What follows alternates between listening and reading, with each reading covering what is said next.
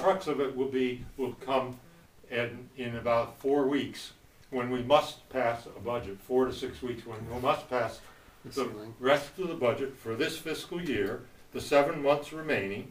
At that point, the House will have passed a pretty draconic budget that cuts a lot of funding out, that is not something that could pass the Senate by itself. So they will come up with something that's somewhat more reasonable.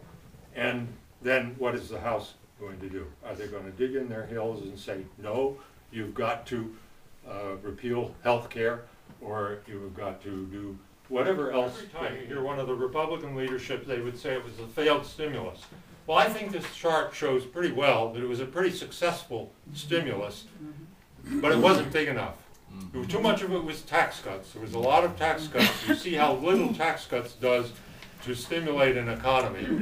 Companies make their profits by taking in large premiums, expanding the premiums, maximizing the premiums, and reducing the amount of care that is actually provided, and minimizing the amount of care. That's where the profit comes in.